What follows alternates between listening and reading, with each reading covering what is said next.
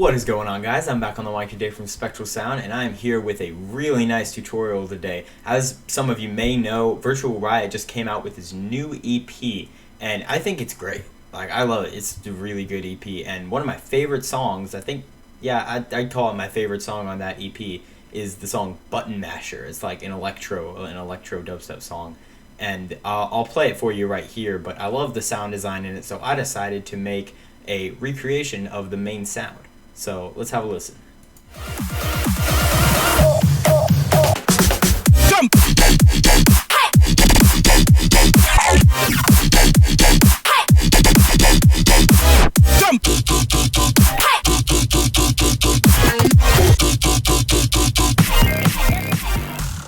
Alright, it's not perfect, but it's pretty nice. It's got that really thick, meaty kind of sound that the original one has. Also, I do know that there is pitch bend on this sound right here. I didn't add in the pitch bend on here because that's pretty self-explanatory. Like, y'all know how to do that. I don't think that's a necessary part of the tutorial. Also, I don't know if the note I'm playing is right.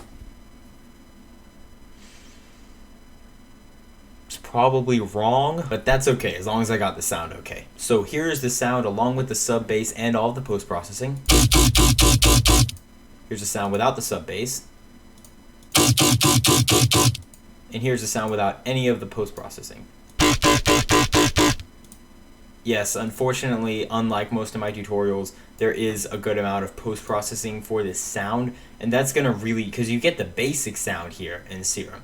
You get basically what you want, and then all of this is to really fatten it up, make it nice and meaty and throaty. I'm gonna tell you right now, the biggest part of this is probably, to get that like really thick sound, is probably the Vocodex. Vocodex does a good amount of stuff to this sound, even though it isn't up all the way. It just makes it really thick, and it makes it sound really full. All the other stuff is just like EQing, a bunch of EQing, you know, some compression, other things such as that to just control all the frequencies. But it's mostly the Vocodex doing the work. Alright, so let's turn off the post-processing and let's get into the actual sound itself.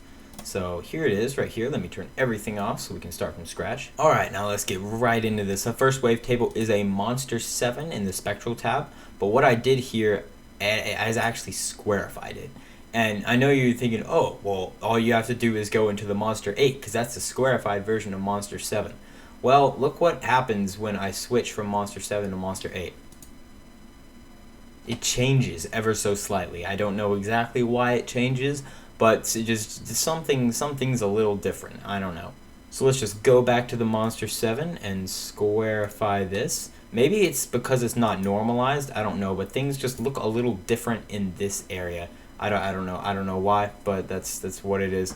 Alright, drop it down 2 octaves. For the wavetable position, we want it 256, that's all the way up, modulating down -20 with this kind of LFO shape. And you see, it's just basically, it's mimicking the main movement. This is the only low frequency oscillator actually working here. And you can just recreate this kind of movement if you want to recreate the pattern that he had going. We are doing a little bit of FM from this sound, so the frequency modulation knob is at 20%, going up 10 just to give a little more movement with this LFO1. The level is also modulating from 0 up to 75%, so up to normal. And that should be all for that section right there. Alright, flip on Oscillator B. We have an analog BD sine, which should be found in the analog tab. Yeah, right there. But I also squarified and normalized this. That's why it looks a little different, looks a little smoother. But that's all it is. You just turn the wavetable position all the way up and the level all the way down, and you're good, because we're just FMing from this sort of wonky looking sine wave. When it's, because there are a little bit of extra harmonics in there, if you can see. It's not just a sine wave, like there's some extra harmonics with the phases a little mixed up, you know. It's analog, it's not perfect. So that's what we're doing. These extra harmonics just add a little more high frequencies to the frequency modulation, and it just makes it sound a little richer. I like to use this table when I'm doing frequency modulation because it gives me the option to add just a few more harmonics in there if I want to, just to brighten it up a little bit. Alright, flip on the noise oscillator. We're going to keep it at the acoustic hum 1. The level is going to be all the way down, modulating up just 8%. This is going to come out with the multiband compression later, so don't worry if you don't hear it at first. We are not going to do a sub for this because we have a separate sub playing in that channel. It's basic, just sine wave stuff, you know. Y'all know the deal with the sub bass. Flip on a filter. For this one, we are going to do the high pass 12, or I think it's just say HP 12 because it's a high pass plus peak filter. So a lot of people say high pass because they see the HP, but it's actually a high pass and a peak filter together. The cutoff for this is all the way down, and it's going up 45% to get that classic kind of vowel talking motion with the high pass filter. The frequency of the peak filter is going from 74% down -22. That's just going to add that higher vowel movement in the formant area to sound like it's saying like yai or yai instead of wow, because this side of the filter right here, if we just use the high pass, it'll sound like it's going wow. But when we combine it with this kind of peak or notch, if you use a notch too, that works as well, just to get that movement. It makes it sound like it's saying like yai or yai, which there are a lot of those vowel motions in the original sound. So that's why I chose this filter. The resonance is at 0%, modulating up 50%. So we only get a high resonance right in the vowel area that we want. It's actually ducking down a little bit near here. So it's not a lot, just a little bit there. So that'll really accent the vowel at the top and then bring it down as the modulation goes down. No idea why I routed the sub bass through this. The sub bass does not need to get routed through this at all. Alright, and after all that stuff, this is what we got. Alright, we're starting to get somewhere. Not quite where we want to, but we're gonna get there. The first effect is Hyperdimension. This is just to make it nice and wide, add some more voices, get it nice and thick. The mix is at 35%. It didn't mess with any of those.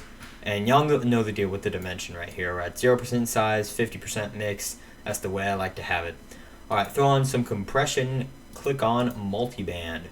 The mix for this is actually, or it was being modulated. Turns out it's not anymore because I decided against it. So we can remove that modulation right there. The threshold is at -11.8 and the ratio is 4:1. All of these should be the same. Didn't have any gain, just pretty basic multiband compression stuff. Did mess with these thresholds, however. The high band is at 194%. The mid band is at 105, and the low band is at 124. I thought I had that down, but I guess not. I'll cut the sub later. It's okay.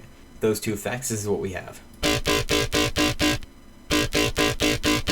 Throw on a phaser. I'm doing the thing that I do every time with a phaser, where you turn the rate and the depth down and modulate the frequency. It's a very low frequency at 26 hertz, modulating up 27. So we're just getting in those really low areas there. Feedback is at 80%. I believe that's normal. If I reset, yeah, it's normal. All right.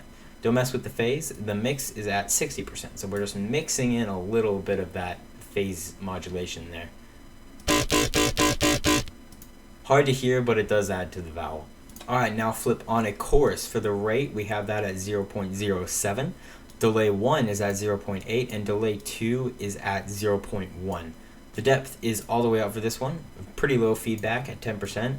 And if you click this button right here, it normally says low pass filter. You can click it and it turns into a high pass filter. Pretty neat right there. We have that at 399, just somewhere around there. That'd be fine. This chorus is just really tight for spreading the sound without getting too much of a delay or the classic chorus sound. It's just, really tight delay and spread of the sound, and then it cuts out really quickly. It doesn't hang out very long. Alright, now on to some EQing. We have a peak filter for this bottom EQ here, and we have a pass filter, low pass filter to be exact. For the peak, we have that at 46 hertz, and it's going up 31 just to add to that lower vowel and give it more, a little more deep vowel movement. The Q factor is at 60%, and the gain is going from 0.3, or just 0, somewhere around there, up 23. So now this is what we're getting. You can see it from the bottom one. Just getting a little extra motion there. And now for this low pass filter, I always want to say high pass filter. No, it's a low pass filter. We have the frequency at 8904, just somewhere around in those high areas, and it's going up 60. And you're probably thinking, wait, it doesn't have to go up 60. It only has to go up like a little bit. But no, see, this modulation is extending all the way. It's like all the way past here. And what that means is that this modulation right here is going to be at the very top for the majority of this cycle. Like from here up here, all along right here is going to be at the very top. But then once it slides down at the very bottom, that's when this modulation is going to come into effect. So that's the reason why I have it way up there. I only wanted it at the last little low bits of this sound. The Q factor is at 40%, and the gain, I don't think the gain doesn't matter. It just because it's a low pass filter, the gain won't do anything. And finally, we'll throw on a filter. This is going to be the band reject filter, and this is going to get a lot more of the kind of yai kind of sound that we get from it. So the cutoff is at 341. The resonance is going from 0 up to 30. And we're at a little bit of drive, a little extra distortion at 20%. The width is at 50% going down -32. The width is really what does it, because when we turn the resonance up, this band reject has a dip in the middle and 2 peaks on either side. So the width is basically controlling how close or far apart the peaks are. So when the width is going down, we get this action of the peaks. They go like that. And when the width is up, it goes like that. And as you may know, when we control the peaks, we tend to get a yai sound. It'll go yai. And so when we modulate the width, that's where we get the main vowel sound from. Of course, you do need resonance to have that. And I have the resonance all the way down, but it's modulating up 30, so we get a vowel at the very top of this modulation, and once we go down, we don't get any in these areas back here, because it doesn't sound very nice. It sounds pretty gross, to be honest. Alright, so now after all of that, this is what we got. Definitely getting there. Alright, let's go over the post-processing. Flip on the sub there, because I like the way the sub sounds. That's just, this is just the analog BD sign right here, and I just have it on the very first sine wave. And low pass filter is just sub. It's also modulating with the thing of that, but that it doesn't matter. Y'all know how sub works. All right, so the first piece of post processing. All right, so the first piece of so the first piece of post processing we have is the. Why is this so hard? So. The first piece of post-processing we have is a soft clipper. I have the post all the way up and the threshold all the way down. This is just going to really drive your sound forward. It's going to add a little bit of distortion and overall just make the sound a lot louder. Now with that, this is what we got. Alright, the distortion isn't that audible. However, it does make a difference, especially going into the Maximus. Alright, the next one we have, like I just said, is a Maximus. Now all this is doing, I'm doing nothing with the master, I'm bringing the master down a bit. I'm just bringing the level down a lot right there because it's way too loud with the soft clipper. I'm doing nothing with the highs, except a little bit of stereo shaping. Nothing with the mids, like at all, I'm not doing anything. But the lows are what I really wanted to do here. I separated the bands like so, you can see those, and I brought this up a bunch. And what this is doing, when it's like this, the sound is completely mono. When it's like this, it amplifies the stereo sound. So I brought it right here. There was too much stereo in the low end, sounded muddy, sounded weird, like the phase was all strange. So I wanted to just get rid of that and bring it down a lot right here, just to get those low ends completely mono. Now that's what we have. And it's okay that it's really quiet because it's about to go into the Vocodex. The Vocodex will make it a lot louder. Alright, so flip on Vocodex here. I'm going to tell you right now the dry wet, this mix level, is at 44 to like 45%, just somewhere around there. And now what I'm doing here, I turned the wet all the way up. This SG I also turned all the way up. These are the settings that Virtual Riot uses. When I've seen him on his live streams when he's making sounds and he uses Vocodex, he always turns the wet all the way up and the SG all the way up. I don't know enough about Vocodex to go into detail about this stuff. I know basically what a vocoder does.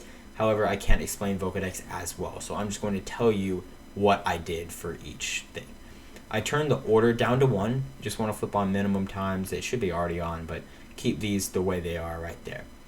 You can leave the bands the way they are too. I didn't mess with any of those.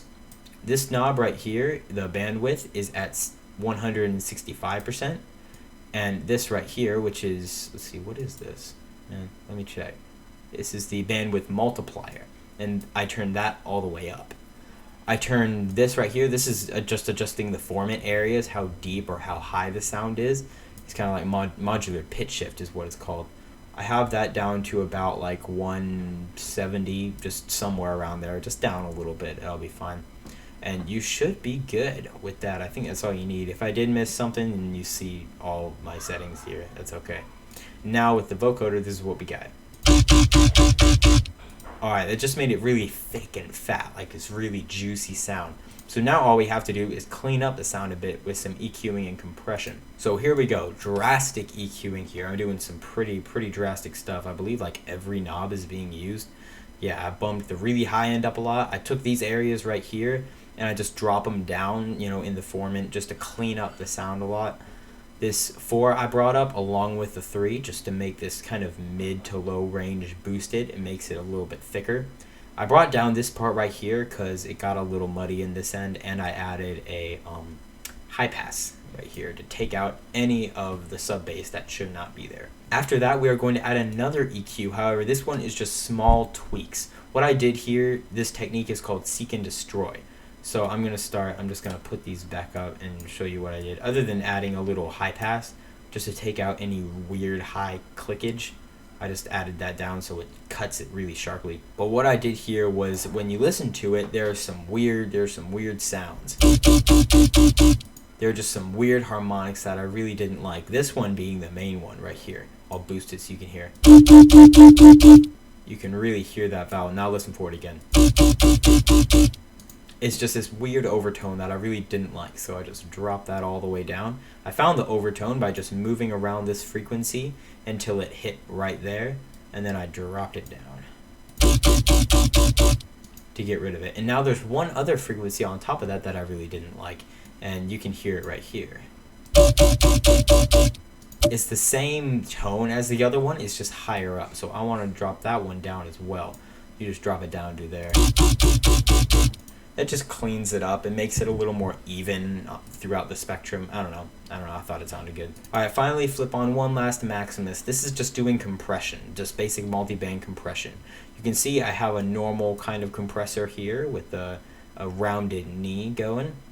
And I brought the pre up a lot because it was still pretty quiet. For the high end, I did also a little bit of compression. You can see what I'm doing. I'm just kind of crushing the dynamics a little bit. I wanted it to be a generally normalized sound.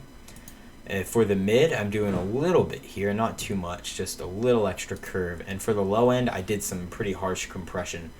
And this is just to make sure the low end stays the same, because the low end frequencies were fluctuating a lot, and I didn't want it to fluctuate that much. I wanted it to be pretty static. So again, I made it even more mono right here just to make sure we didn't have any weird stereo stuff, or at least too much stereo low end going on. And you can see where I have these bands right here. I just wanted to really capture the low end right there. And now this is what we got. Alright, I hope you enjoyed this tutorial. I hope you liked the recreation there. This is one of my favorite songs, so it did take me a while, especially to do all this I'm not going to even try anymore. Just to do all of this stuff. Don't forget to go and download the FLP along with the preset in the description below. You will get them both. And do not forget to hit that subscribe button for more videos on a weekly basis. As always, I will see y'all later. Stay awesome, and peace out.